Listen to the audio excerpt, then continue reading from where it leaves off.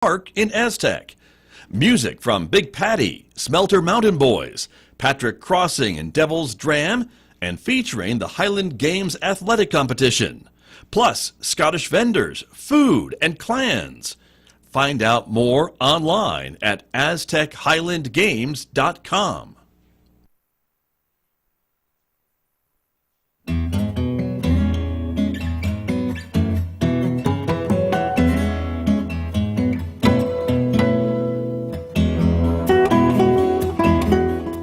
(8:52) Monday morning here on KSJE, and it's time for our Monday Reboot segment. Lewis Campbell is joining me this morning from Syntgy Computer Systems here in Farmington. Lewis, good morning. Good to see you.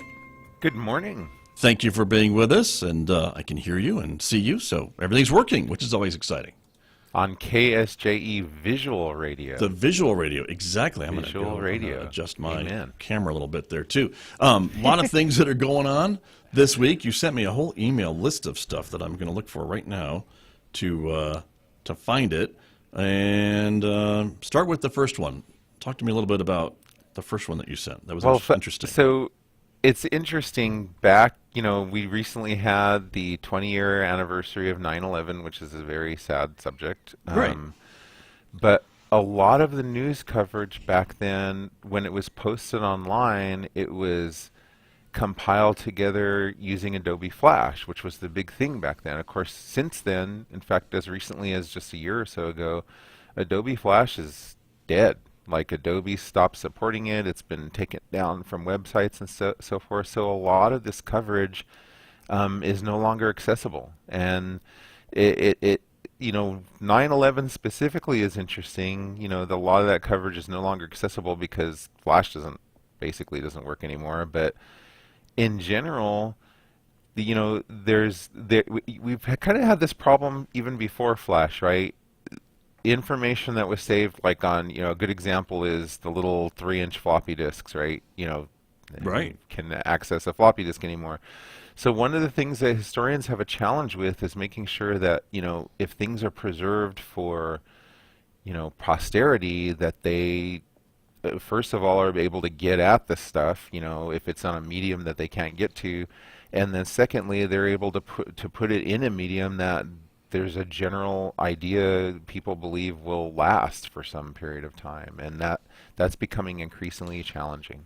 Interesting. And so the story was, I guess, that a lot of these news stories, is, like you mentioned, from that period that weren't converted, are now kind of lost almost, right? Because that Adobe Flash is no longer supported or used or able to be reproduced, right?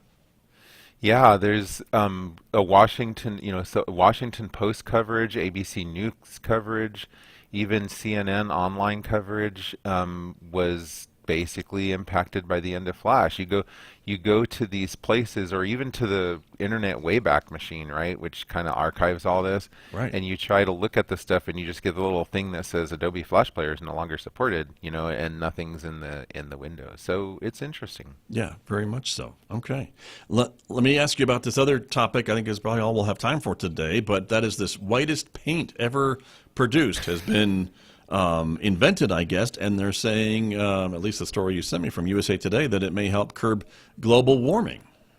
Yeah, so people don't realize the importance of things like this. It seems like a very mundane thing, white paint. But this is a technological marvel. The scientists at Purdue have actually been able to come up with a paint that is so white that it reflects, 98.1% of solar radiation. That is amazing. It's basically like if you cover a roof, 1,000 square foot roof, with this paint, it's gonna have a cooling power of 10 kilowatts, and that's more than an air conditioner in most, in a regular size house. Wow. Is able to cool just by using this paint. Now I got to say, if you actually see this paint, it is incredibly white. You have no idea what white really means until you've seen this paint. I mean, it's like blinding white. Wow.